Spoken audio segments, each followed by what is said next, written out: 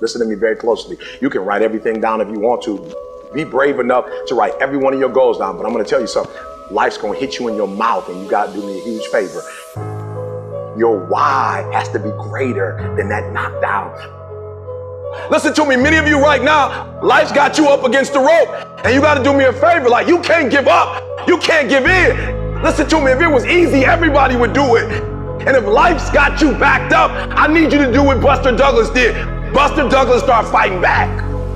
He said, I know you knocked out 30 other people before me, but I won't be the 31st. You got to tell life, I don't know who you've been dealing with, but you ain't dealt with me. You got to tell bankruptcy. You got to tell divorce. You got to tell sickness. I don't know who you've been dealing with, but you come up against the wrong one this time. I'm saying this to you.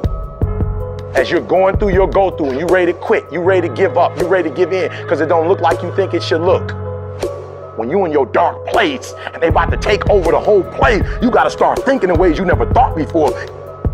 I'm telling you right now because I care about you. I'm telling you right now because I've been there. I've done that. You've been in it for 3 years and you about to quit. Hoes. You've been doing it for 5 years and it don't look like you think. You put all your money in it. You put all your time in it. People are looking at you crazy. 5 years you've invested. Hoes. You put too much in it to quit now? Hoes. It doesn't look like you think. You didn't get the grades you thought you were going to get. So maybe I'm not meant to be a lawyer. Hoes. And then at the right time, now.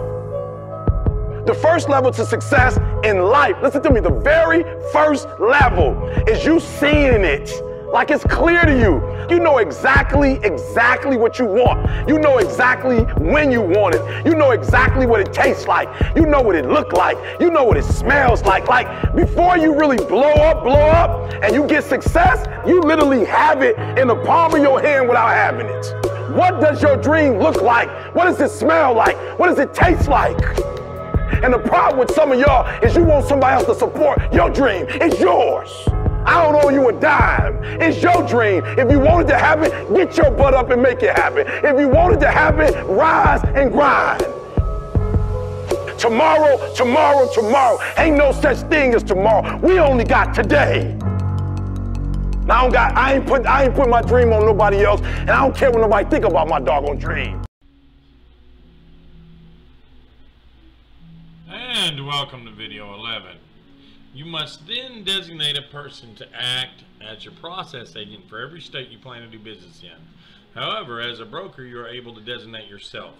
A process agent is designed to be your representative and hold documents if legal action is taken. BOC3 form will need to be filled in to prove that a process agent has been designated. You can find a link on the online form below. If you only plan to operate in one state within its borders only, you'll be required to file an intra-state operating authority application.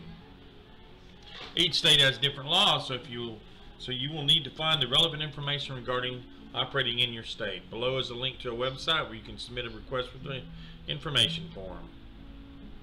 A representative who is a specialist in the laws of each state will then contact you directly. Another piece of paperwork submitted is called the Unified Carrier Registration, or the UCR. This must be completed each year and a fee must be paid again. However, for freight brokers who don't own any trucks, it is an expensive, costing just about $76 a year. You can fill out the UCR application at the link below. Once everything mentioned above has been adequately completed, you'll get your license and you can finally begin operating.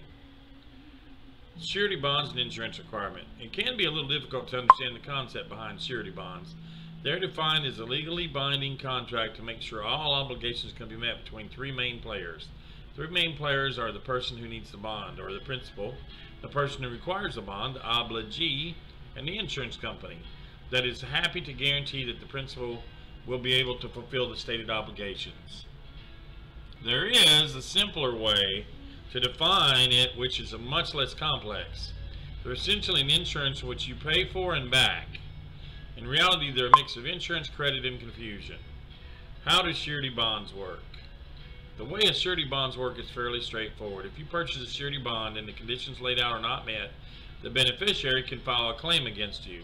You will be responsible for all the costs, including legal fees associated with the claim, should one be filed against you. The bond is backed by the surety. However, to get your surety, your business and all the owners must sign an indemnity agreement. The agreement states that you agree to use all your assets, both personal and business, to reimburse the surety should any losses occur. How to get a surety bond. It's vitally important to consider which surety bond will suit your specific needs, as there are thousands of different bond requirements in the United States. The obligee will reject the bond if you choose one that's incorrect. Surety bonds fall into four main categories, which are contractor bonds, court bonds, license bonds, miscellaneous bonds, and fidelity bonds.